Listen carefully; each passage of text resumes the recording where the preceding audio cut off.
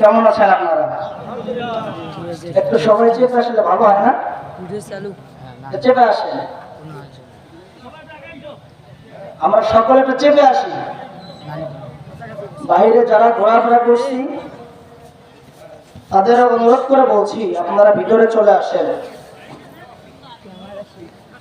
আলহামদুলিল্লাহ الحمد لله الذي جعل الشمس والقمر بحسبان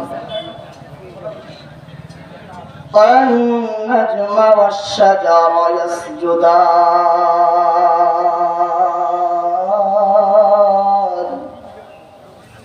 وفضل زمانا على زمان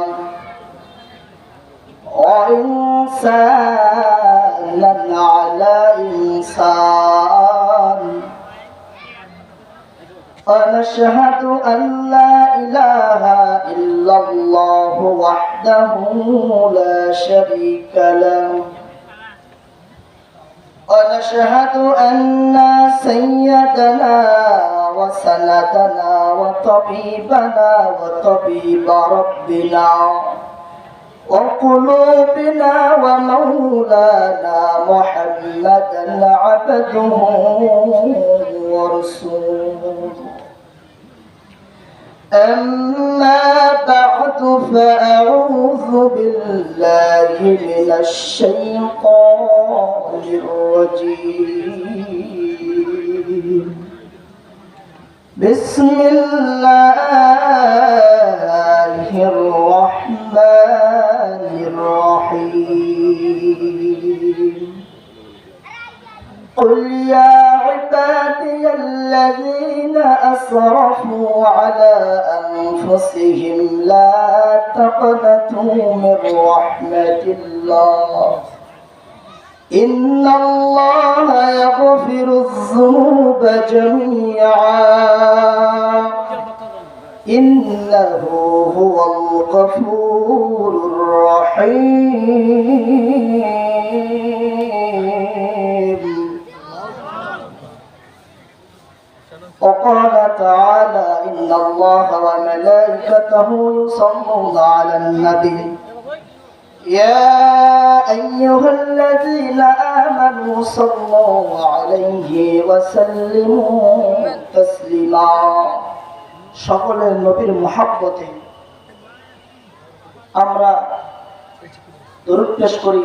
আল্লাহুম্মা সাল্লি আলা মুহাম্মাদ ওয়া আলা আলি মুহাম্মাদ কামা সাল্লাইতা আলা ইব্রাহিম ওয়া আলা আলি ইব্রাহিম ইন্নাকা হামিদুম মাজিদ اللهم بارك على محمد وعلى آل محمد كما باركت على إبراهيم وعلى آل إبراهيم إنك حميد مجيد الحمد لله যে আল্লাহ আপনাকে আমাকে আজকে অত্যন্ত মায়া করে ভালোবেসে আজকে এই মাহফিল পানবাড়ি দিগলটারি চৌরাস্তা তালিমুল কোরআন হাফিজা মাদ্রাসা এবং জামে মসজিদের এই সুন্দর মাহফিলে আমাদেরকে আসার সুযোগ করে দিয়েছেন সেই মহান রব্বুল আলামিনের প্রতি আমরা একবার উজাড় করে কালিমাতুশ শুকর আদায় করি। সকলে বলি আলহামদুলিল্লাহ। একটা কথা হলো, আচ্ছা বলেন তো এই আসমানের মালিক কে? কথা বলেন, কথা ঠিক করে বলেন। আসমানের মালিক কে? এই জমিনের মালিক কে? গোটা পৃথিবীর মালিক কে? আচ্ছা বলেন, সবই যদি আল্লাহর হয়, আচ্ছা বলেন তো বান্দা, আপনি কার মালিক? আপনি কার মালিক? এই যে জামানা, এই দুনিয়ার মুহূর্ত সব মনে করে আমার, আমি এটার মালিক, আমি এটা মালিক। বান্দা তুমি চিন্তা করো, তুমি কার মালিক? কথা বলে যে আমি তো একজন আল্লাহ।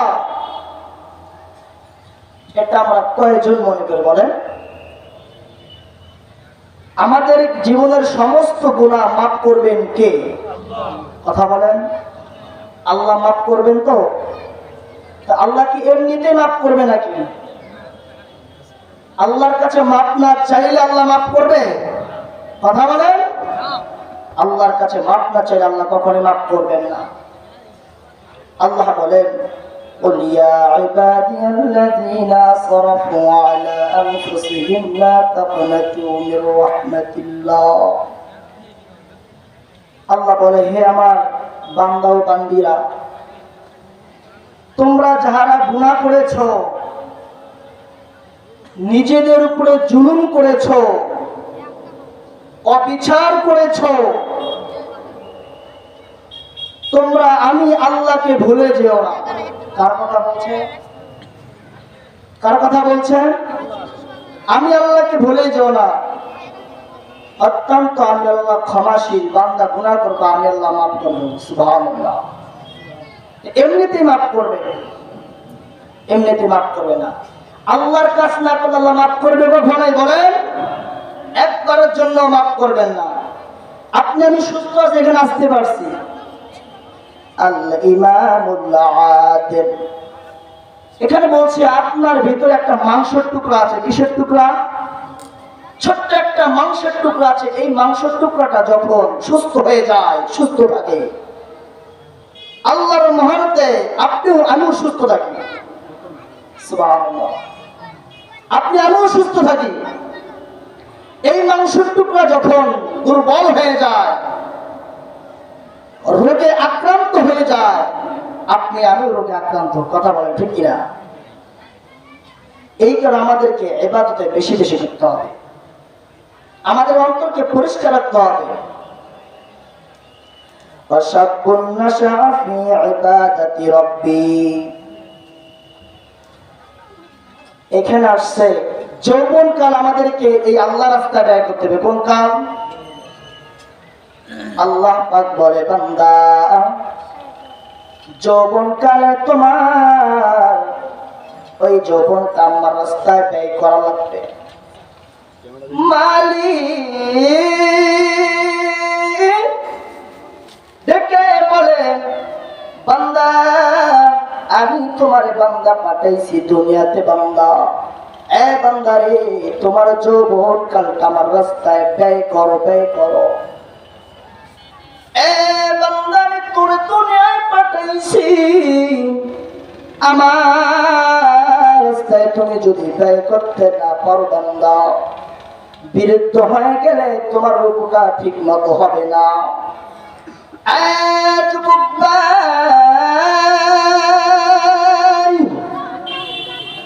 দিলের কানটা লাগায় শুনবেন গো, যৌবনকালে যদি আমরা মসজিদ ঘরে যাইতে চাই, আল্লাহর রাস্তায় জীবনটা ব্যয় করতে চাই, আমাদের এমন গার্জিয়ান আছে, সন্তান রে, এ সন্তান তোর কি বয়স হয়েছে, তুই এখন মসজিদে যাও। এই সন্তান তোমার কি বয়স হয়েছে গো, তুমি কেমনে মসজিদে যাও? অনেক মা বাবা আমাদের মধ্যে মানা করে, আছে না না এরকম? আল্লাহ কয়, বান্দা তোর আমি দুনিয়ায় পাঠাইছি, তোর যৌবন কালটা যদি আমি আল্লাহর কাছে ভেন করতে পারো, এক সময় তুমি বৃদ্ধ হয়ে যাবা। এক সময় যখন তুমি বৃদ্ধ হয়ে যাবা, বান্দা তুমি সঠিক মতো রুকু করতে পারবা না। বান্দারে, তুমি যখন এক সময় তুমি সেজদা ঠিক মতো করতে পারবা না, এই যৌবন কালে ইবাদত করার কারণে বান্দা তুমি যৌবন কাল আল্লাহর রাস্তায় ব্যয় করার কারণে আল্লাহ কয়, আমি আল্লাহ ওই দিন কিয়ামতের ময়দানে ওই সমস্ত বান্দারে আমি আরশে আজিমের নিচে ছায়া দান করব। সুবহানাল্লাহ। আল্লাহ ওই দিন ছায়া দান করবে।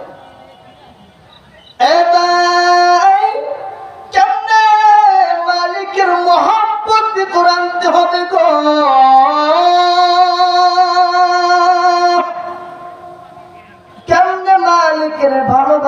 আমাদের ভিতরে পয়দা করতে হবে। জানেননি দুইজনের ভিতরে কেমনে মহব্বত করবা। ورجلان تحبا في الله اجتمعا عليه وتفرقا عليه। এই দুইজনের মধ্যে এমন ভালোবাসা তৈরি করতে হবে, এমন ভালোবাসা তৈরি করতে হবে। জানেন কেমনে ভালোবাসা? এই কেমনে গো? হযরত আলী রাদিয়াল্লাহু তাআলা আনহা কেমনে আল্লাহর মহব্বত তেনার ভিতরে ছিল, কেমনে ছিল? আলীর সামনে একজন ইহুদির বাচ্চা ঈশার সামনে আমার রাসূলকে গালি দিছে। রাসূলকে এমন গালি দিচ্ছে। আলী ছিল সম্রাট, এই আলী সম্রাট ছিল রে, আলী সম্রাট ছিল। আলীর সামনে গালি দেওয়ার কারণে আলীর একটা বারের জন্য ভালো লাগে নাই।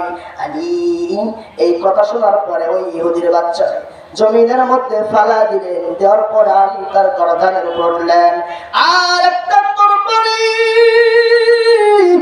এই তরবারি আমার করব।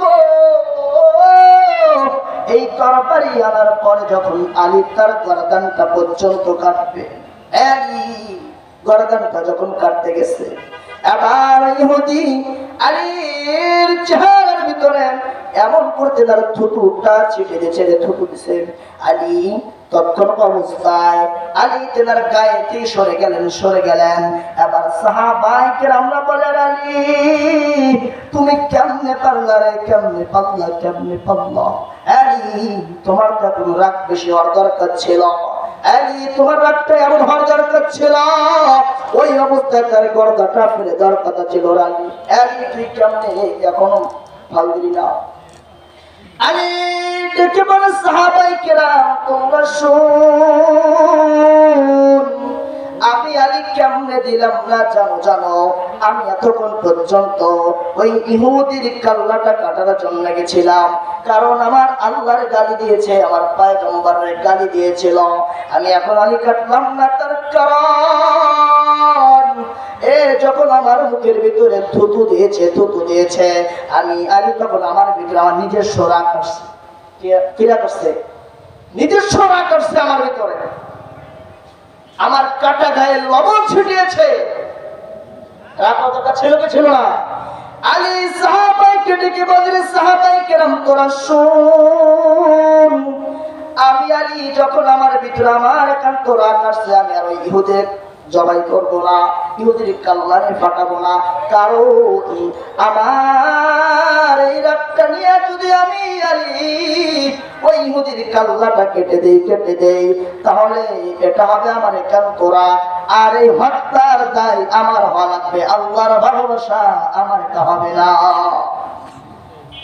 আল্লাহর ভালোবাসা এটা হবে না গো, আল্লাহর ভালোবাসা এটা হবে না। কারণ আল্লাহর আপনার ভিতরে ভালোবাসা নিতে হবে। সাহাবায়ে কেরামরা কেমনে ভালোবাসছে, কেমনে ঈমানের পরীক্ষা করছে, কেমনে বেলাল কেমনে রাসূল বেলালকে ভালোবাসছে, আল্লাহর পয়গম্বর বেলালকে কেমনে ভালোবাসছে। হায়রে বেলালকে কত ঈমানের পরীক্ষা দিছে। আপনার আমার মধ্যে ঈমানটা তাজা লাগবে, কারণ মালিক ঈমানদারকেই তো পরীক্ষা করবে গো। মালিক আমার ঈমানদারদেরকে পরীক্ষা করবে রে, ঈমানদারের পরীক্ষা করবে। কারণ এই যে পয়গম্বররা ছিল 1 লক্ষ 2 লক্ষ, এই পয়গম্বরদেরকে আল্লাহ বিনা পরীক্ষায় ছাড়ছেনি। কথা বলে, বিনা পরীক্ষায় ছাড়ছে। নবী রাসূলদের কি পরীক্ষা করে নাই? আল্লাহর পয়গম্বরদেরকেও তো আল্লাহ পরীক্ষায় ফেলাইছে, ঈমানের পরীক্ষা ফেলাইছে। কেমনে পরীক্ষা করছে জানেন? আইয়ুব নবীরে পোকা দিয়ে 18টা বছর তেনার কোন পরীক্ষায় ফেলাইছে। এই পয়গম্বর আইয়ুব নবীরে গায়ের মধ্যে পোকা দিয়ে কিরি দিয়ে 18টা বছর পরীক্ষা করছে। তেনার এক সময় ছিল বড় বাদশাহ। আইয়ুব নবী এক সময় বড় ব্যবসা ছিলেন, জেলার বিবি রহিমা ছিল, ওই পৃথিবীর রানী ছিল রে। এই বিবি রহিমা কেমনে আল্লাহ রহিমারেও পরীক্ষা করছে, আইয়ুব নবীরও পরীক্ষা করছে। আইয়ুব নবীর যতগুলা উট ছিল সব উট আগুনে পুড়ে দিয়েছে। এরপরে যতগুলা দুম্বা ছিল সব দুম্বা গুলা পুড়ে দিয়েছে। এ আইয়ুব নবীর কেমনে পরীক্ষা করছে, কেমনে পরীক্ষা করছে। আইয়ুব নবী এরকম পোকা ধরছে, এত পোকা ধরার পরে সমস্ত সবাই আইয়ুব নবীর কাছে চলে গেছে। এরপরে এলাকার লোকজন সবাই যখন শুনতে পেয়েছে এই কর্মের ফলে আইয়ুব নবীর গায়ে পোকা পড়ার কারণে সমস্ত বিবিরা চলে গেছে, কিন্তু বিবি রহিমা তো ছেড়ে যায় নাই, কারণ পরীক্ষা থেকে কখনোই ছেড়ে যান নাই। কারণ এলাকার লোকজন সবাই আসছে, আয়েশা বলে বিবি রহিমা তুমি শোনো, তোমার স্বামীকে তুমি লইয়া এখান থেকে মুহূর্তের মধ্যে চলে যাও। যদি তুমি মুহূর্তের মধ্যে চলে যেতে না পারো, রহিমা তুমি যদি চলে যেতে না পারো, তোমার স্বামীর চাপা মাটি দিয়ে মারা হবে। নাউজুবিল্লাহ, নাজরের মুখে নাই। রহিমা নাই হলে তোমার পুরো আক্রমণ হবে গো। রহিমা এত সুন্দর ছিল, এত সুন্দর ছিল, এত সুন্দর ছিল। আল্লাহ কেমন পরীক্ষা করে, ইমানদারের পরীক্ষা কেমন একটা বার শুনে নাও, কেমন ইমানদারের পরীক্ষা। এবার বিবি রহিমা চিন্তায় পড়ে গেলেন, হায়রে যদি আমার উপর একবার আক্রমণ করে ফেলে।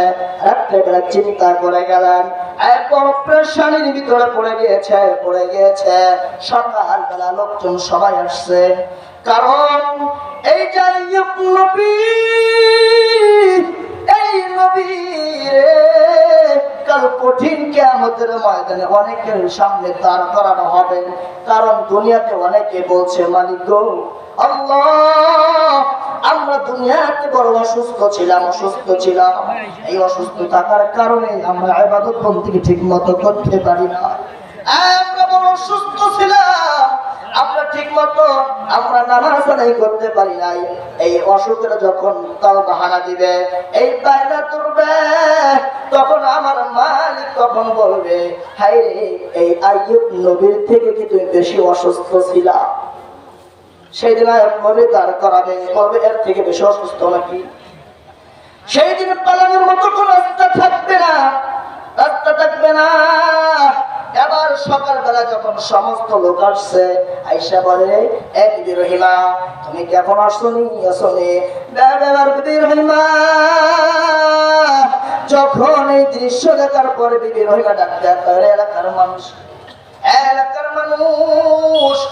আমার স্বামীর আমি তোমার কাছে ভিক্ষা চাই গো, ভিক্ষা চাই, ভিক্ষা দাও। আমি এখান থেকে বহুদূর, এই বহুদূর আমি চলে যাব, আমি থাকবো না। এটা কেমন রে? আবার যত বড়ই শক্তিশালী নারী হোক না কেন গো, কত বড় শক্তিশালী হোক না কেন, কিন্তু একটা পুরুষের সাথে কি পাইব? কথা বল, একটা পুরুষ একটা নারী পাইব। আবার আইয়ুব নবী কেমন ছিল রে? আইয়ুব নবী অসুস্থতার কারণে এবার বিবি রহিমা চিন্তায় পড়ে গেল, হায়রে আমি কেমনে কইরা এখান থেকে না বহুদূর আমি যাব, বহুদূরে যাব। এক কেমন নারী ছিল জানেন? পর্দার অন্তরালের আমার মা। তোমাদেরকে উদ্দেশ্য করে বলতেছি গো, কেমন স্বামী ভক্তি হওয়া লাগবে, কেমন স্বামীর মহব্বত হওয়া লাগবে। কেমন ছিল বিবি রহিমা, কেমন ছিল রে? কেমন ছিল? তোমরা একটা বার শুনে নেন। আবার সবাই চলে যাওয়ার পরে আবার ওই যখন বিবি রহিমা এবার স্বামীর যখন বেঁধে যখন এক পা দু পা করে আগায়, সামনের দিকে আগায় আগায়, আর চোখের পানি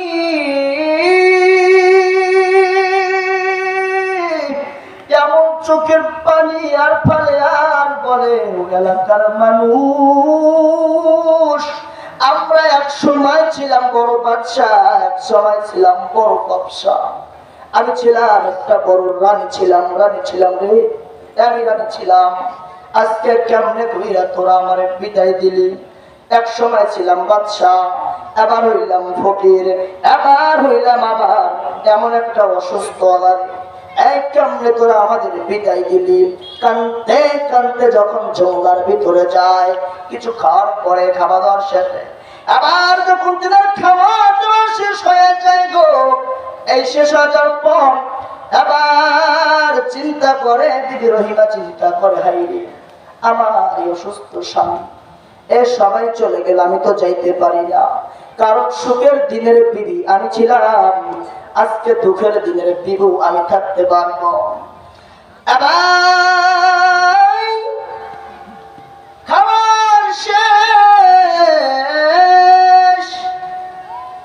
এবার চিন্তা করে হাইরে আমার স্বামীর মুখে যদি আমি দুই একটা দানা তুলে দেই, কেমনে দিব রে? কোন উপায় নাই, কোন উপায় নাই গো। এবার তখন মানুষের বাড়িতে কাজ করলেন বিবি রহিমা, এক পর্যায়ে কাজ করতেছেন, যখন কাজ পূর্ণ হয়ে যায়, কাজ করতেছেন গো, আবার কিছু পড়াশোনা করে নিয়ে আইসা আইয়ুব নবীর মুখের মধ্যে খাবার দেয়। কত কষ্ট, আইয়ুব নবীর মুখের মধ্যে খাবার দেয়। এরকম করে বেশ কিছুদিন চলতেছে। কারণ কেমন মেয়ে জানো, এই কারণে বিয়ে করলে দেখে বিয়ে করতে হয়, এই কারণে জাতের মেয়ে কালো ভালো, নদীর পানিটা কিন্তু খোলা ভালো, এই কারণে বংশ দেখে বিয়ে করতে হয়, বংশ দেখে বিয়ে করতে হয়। কারণ কেমন ছিল রে বিবি রহিমা? এবার যখন এইভাবে চলতে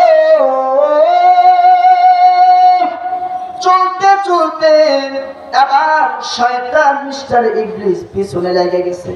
পিছনে লেগে যাওয়ার পরে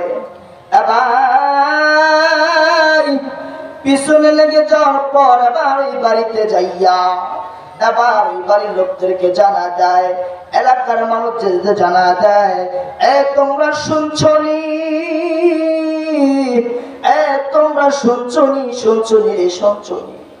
এই বাড়িতে কাজ করে কে? কাজ করে। এবার আমরা তো জানি না, যে মহিলাটা এই বাড়িতে কাজ করে গো, এই লোকটা যে কাজ করে আর কেউ না, এ হলো আইয়ুব নবীর স্ত্রী। আইয়ুব নবীর স্ত্রী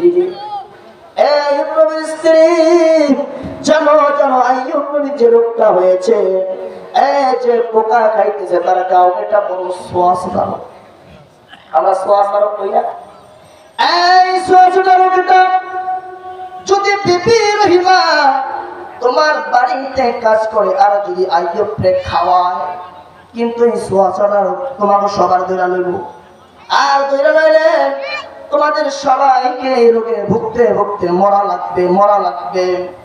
আরো কি মানুষ কাজে নেব না? কোন কাজ আরো নেবে? আর কাজে নেয় কথা ঠিক, তাহলে এটা কি রানী? স্ত্রী রহিমা রানী রে, হাইরে না, আর নেওয়া যাবে না, আর কাজে নেওয়া যাবে না। এবার চাইয়া এবার যখন কাজে গেলেন, যার পরে বাড়িওয়ালা বলে, এলাকার মানুষ ডাক্তার বলে, রহিমা তোমার আর কাজে নেওয়া যাবে না গো, তোমার আর কাজে নেওয়া যাবে না। আবার রহিমা চোখের পানি ফলে কান্না করে, হাইরে আমার স্বামী রে, আমি একটু খাবারের জন্য আমি এখানে কাজ করতাম, এক সময় তো আমরা বড় তোমাদের বিপদে দাঁড়াইতাম। মহল্লাবাসী এক সময় তোমাদের কাজে আমরা আসতাম, আজকে আমার স্বামীর এই অবস্থা হওয়ার কারণে গো আজকে আমি তোমার বাড়িতে কাজ করতে আসছি। এই কেমনে করে তুমি আমাদেরকে তাড়িয়ে দাও? না না, তাড়িয়ে দিও না, আমার স্বামীর মুখে তো আমি খাবার দিব। কেমনে ইমানের পরীক্ষা, ইমানদারের কেমনে পরীক্ষা আল্লাহ করাইছে। কেমনে ইমানদার একটু শোনেন। কেমন ছিলেন বিবি রহিমা, কেমন ছিল আইয়ুব নবীর রোগ। এত জোর জব্দ করলেন, তারপর একটা বারের জন্য এলাকার মানুষ আশ্রয় দেয় নাই, কারণ 28টা বছর, 18 বছর পোকায় খাইছে, এই সোয়াশোনা রোগের আশ্রয় দেবে না। এবারে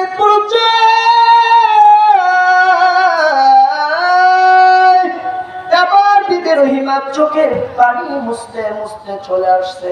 এবার যদি আমার না রাখে, হাইরে একটা বড় পায় ওই লাকড়ির কাজ করে করে এবার আইয়ুব নবীরে খাওয়াবেন। এবার কাঠুরিয়ার কাজে নিযুক্ত হয়ে গেলেন। ইমানের পরীক্ষাটা একটু বুঝে নেবেন। তোমরাও বুঝবা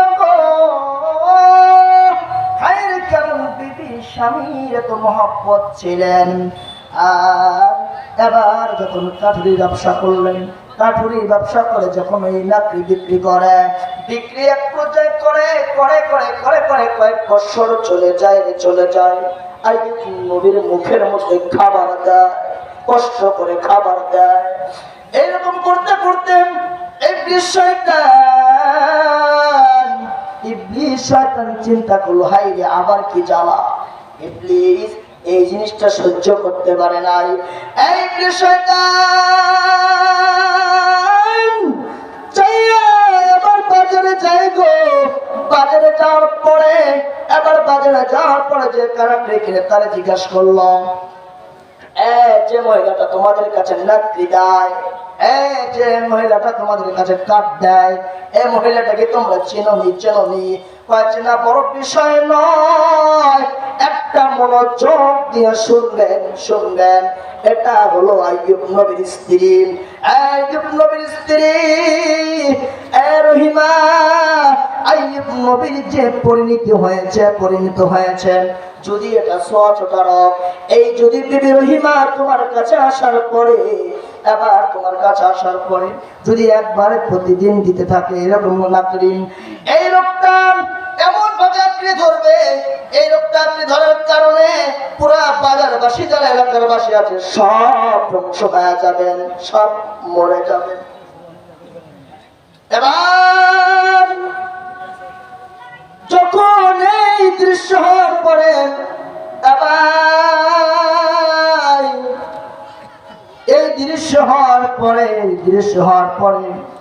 এবার বাজারে আবার লাকড়ি নিয়ে গেছে। জিজ্ঞাসা করছে, হাই রে এই লাকড়ি তুমি কই থেকে নিয়ে আসছো রে? কই নিয়ে আসছো? অত কিছু না বলার পরে এবার বলে, আর তোমার লাকড়ি নেওয়া হবে না। বিবি রহিমা চিন্তায় পড়ে গেছে। পড়ে গেলাম। এবার আমার উপায় কি, যদি বাজারে বিক্রি না হয় আমি কেমনে কইরা আমার স্বামীর আমি বাঁচাবো? এবার চিন্তা করতে করতে যখন রওনা হইয়া এবার যখন বাড়ির দিকে আবার আসছে, আইসা বলে, স্বামী গো বাজারে পর্যন্ত তোমার লাকড়ি নেয় না, আল্লাহ তো তোমার নিয়েও যায় নাই, আমি এখন কি করবো? উপায়টা কি? এইরকম করে এক জায়গায় তাকাইয়া দেখে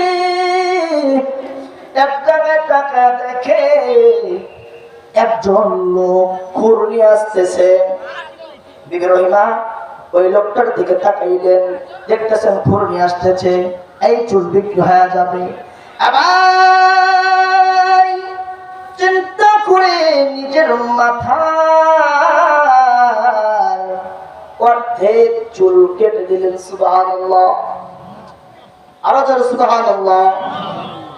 এই বিবি রহিমা ওই খুরওয়ালাকে দেখার পরে নিজের চিন্তা করলেন, স্বামীর মুখে দুইটা খাবারের জন্য আমার ঘরে যদি এরকম হয় করবেনি।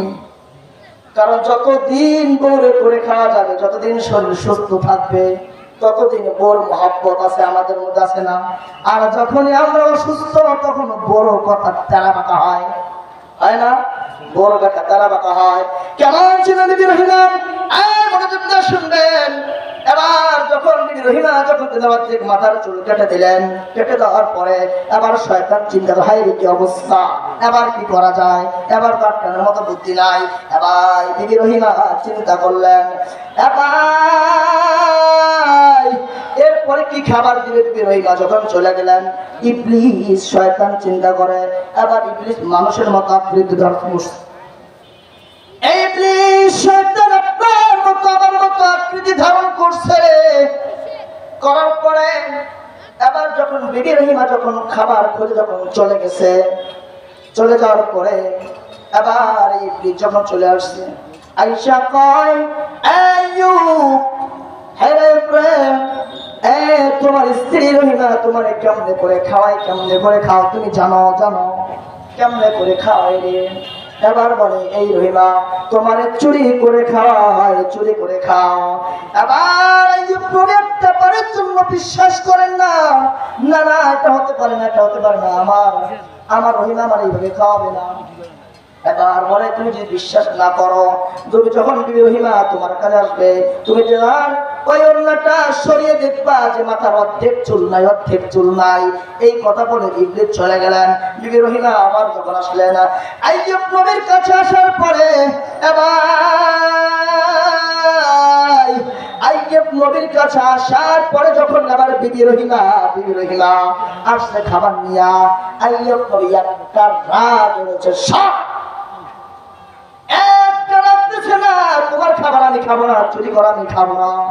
এবার যখন বিবি রহিমা বলতে চাই, কেমনে বিশ্বাস করবেন স্বামী, আমি আপনারা চুরি করা খাবার খাওয়াই নাই, খাবার খাওয়াই নাই, আমি চুরি করা খাবার একবারের জন্য খাওয়াই নাই। ইমানদারের পরীক্ষাটা একবার মনে করেন, আপনার আমার মধ্যে পরীক্ষা আসবে। যদি আপনি ইমানদার হন, বেঈমানদার যদি না হন, আপনার মধ্যে পরীক্ষা আসবে। আপনার রোগের ফল আল্লাহ আপনাকে পরীক্ষা করবে, আপনার সন্তানাদি আপনার বিভিন্ন একটা পরীক্ষা। এরপরে দেখবেন আপনার ফসলাদি নষ্ট হবে, এটা একটা পরীক্ষা। আপনার বাড়িঘর পুড়ে যাবে, এটা একটা পরীক্ষা। আল্লাহ অনেক পরীক্ষায় পালায় দিবে। আল্লাহ দেখবে এক পাশে আমার টাকা ঢোকার, এক পাশে বাইর হয়ে যায়, একটা পরীক্ষা। মাঠে আপনার ভিক্ষু করতে, একটা পরীক্ষা। আল্লাহ ইমানদারদের দুনিয়াতে পরীক্ষা করে দেখাবে, বান্দা তুমি কোন অবস্থায় আছো, কেমনে আমার ভালোবাসো, মহব্বত করো, আল্লাহ তোমার পরীক্ষায় ফেলায় দিবে। এইরকম পরীক্ষা আল্লাহ আইয়ুব নবীর করছে কি করে নাই? বিবি রহিমার পরীক্ষা করছে কি করে নাই? ও পর্দার মা আপনারা শুনবেন। এবার যখন আইয়ুব নবী যখন রাগান্বিত হইলেন, হওয়ার পরে বললেন, বিবি রহিমা তোমার মাথার একটা বার ওড়নাটা খুলে ফেলো, ওড়নাটা একবার খুলেন গো, খুলেন। এবার বিবি রহিমা চিন্তায় পড়লো, হায়রে এমনি যে চোরের নাম, এবার যদি আমি মাথার ওড়নাটা খুলে আমার দেখবে অর্ধেক চুল নাই, এবার আমার স্বামী মনে করবে, হায়রে আসলে তো চুরি করছে, চুরি করে আমারে খাওয়ায়, আমি হারাম আমারে খাওয়ায়। আল্লাহ কেমন পরীক্ষায় তুমি ফেলাইলা গো, কেমনে পরীক্ষায় আমার ফেলাইছ, কেমনে পরীক্ষা আমার ফেলাইলা? বিবি রহিমা চিন্তা করে। এবার ওড়নাটা ধরে যখন সরাইছে, সরানোর পরে দেখতেছেন মাথার অর্ধেক চুল নাই। আইয়ুব নবী বলেন, রহিমা তুই আমার কাছে একবারের জন্য থাকবা না, সরে যা, সরে যা, আর থাকবেন না, সরে যা। এই আইয়ুব নবী যখন এইভাবে বলতেছেন, যাও যাও সরে যাও, আর যদি আল্লাহ আমাকে ভালো করে, আল্লাহ আমাকে সুস্থতা দান করে, আমি তোর 100টা বেতের আঘাত করবো। কয়টা? কথা বলেন, কয়টা? আমি যদি আল্লাহ আমাকে সুস্থ করে, আমি 100টা বেতের আঘাত তোমাকে আমি করবো রহিমা, আমি 100টা বেতের আঘাত যখন করবো। এবার রহিমা চিন্তা করে, স্বামী গো, আপনি যদি সুস্থ হন, আল্লাহর কাছে আমি দোয়া করি, আল্লাহ আপনাকে সুস্থতা দান করুক। আপনি 100টা পেটের আঘাত করেন, আমাদের বউ যদি হইতো, আমাদের এখনকার বউ জামানা হইলে এই 2টা বছর যদি অসুস্থ হইতাম, থাকতাম, যদি বলতাম তুই আমার কাছে সরে যা, কই হায় অসুস্থ, আবার আসছে আমার বিদায় করতে, কবে কি কবে না কথা বলেন? না পারবো না, তোমার আমার একটাবারের জন্য আমি দেখবো না, আমার বাপের বাড়ি আমি চলে যাবো না। না এটা কোন জায়গা? তুই কেমনে কেমনে রে, এরকম গালি আমাদের দিত। কিন্তু না না, রহিমার মধ্যে এরকম কিন্তু ছিল না, কিন্তু ছিল না রে, কিন্তু ছিল না। এবার যখন রহিমা এই যে উচ্চ বলার পরে পরে স্বামী গো, যেহেতু আপনি পয়গম্বর, আপনি বলছেন আমি আপনার কাছ থেকে সরে যাই, কিন্তু দোয়া করি আল্লাহ আপনাকে আল্লাহ সুস্থতার নিয়ামত বাড়া দেখ, আপনি সুস্থতা হন। এবার চিন্তা করলো, হায় রে স্বামী আমার বিদায় হইতে বলছে, আমি রহিমা একটা বারের জন্য থাকবো না রে। এই রহিমা যখন চিন্তা করে যখন স্বামীর কাছ থেকে চলে গেছে, স্বামীর কাছ থেকে চলে যাওয়ার পরে এই মন্ত অবস্থায় জিবরাইল সামনে আইসা হাজির হয়ে গেছে। সুবহানাল্লাহ। এই জিবরাইলকে আল্লাহ পাঠাইছেন। এবার জিবরাইলকে বলে, আইয়ুব রে, আইয়ুব নবী, ও পয়গম্বর, এ পয়গম্বর, নারে তাকবীর, পুরানো চোখের আগমন, পুরানো চোখের আগমন, শুভেচ্ছায় স্বাগতম, নারে তাকবীর। আলহামদুলিল্লাহ, আমাদের প্রধান আলোচক চলে আসছে।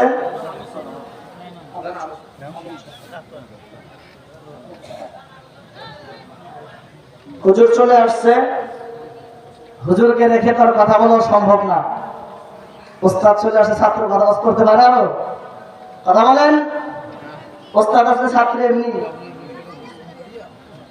বাবাজি চলে আসছে, আর আমি কথা বলবো না। এই যে বিবি রহিমা ছিল, জিবরাইল আসার পরে যখন বলল, হে আইয়ুব নবী, পয়গম্বর, আপনারে হারাম খাওয়ায় নাই, আপনার হারাম খাওয়ায় নাই, মানুষের বাড়ি করে করে আপনাকে খাইয়েছে, একটা দানা পর্যন্ত আপনার মুখে হারাম দেয় নাই। জিবরাইল যখনই বিচার দিলেন, কথা বলেন, এখানে আর কোনো অপশন আছে? একটা বারের অপশন নাই। এবার বলেন আল্লাহ আপনাকে সুস্থতা দান করবে। এবার বলে আলহামদুলিল্লাহ, আল্লাহর শুকর আদায় করার কারণে। এবার আল্লাহ বলে, জিবরাইল আমার নিয়ামত শুকর আদায় করছে, আমি তার সুস্থতা দান করে দেব। সুবহানাল্লাহ বলেন না? এবার বললো তাড়াতাড়ি ওই পাশে পানি আছে, আইয়ুব নবী একটা ডুব দিতে বলেন। সুবহানাল্লাহ। আইয়ুব নবী একটা ডুব দিছে, তার আগের থেকে চেহারা আরো ভালো হয়েছে। সুবহানাল্লাহ। নূরের মতো চেহারা হয়ে গেছে, আগের থেকে ফুরফুরে চেহারা হয়েছে। এবার দেখতেছে এরকম চেহারা জিবরাইল আলাইহিস সালাম রহিমাকে নিয়ে আসছে। সামনে যখন বলছে রহিমা, রহিমা জিজ্ঞাসা করে, কে তুমি? কে তুমি যুবক? এখন বলছে রহিমা, আমি তোমার স্বামী আইয়ুব নবী। সুবহানাল্লাহ। জায়গার কথা বাড়াবো না, যা বলছে আল্লাহ তাআলা আমাদের এই কথার উপর আমল করার তৌফিক দান করুন। বাবাজি চলে আসছে, আর আমি কথা বাড়াবো না। সকলেই আমাদের জন্য দোয়া করবেন, আমাদের মাদ্রাসার জন্য দোয়া করবেন। আল্লাহ তাআলা আমাদের সকলকে যেন কিছু কথার উপর আমল করার তৌফিক দান করেন। সকলে আল্লাহুম্মা আমিন। ওয়া আখিরি দাওয়ানা আলহামদুলিল্লাহি রাব্বিল আলামিন। আসসালামু আলাইকুম ওয়া রাহমাতুল্লাহ।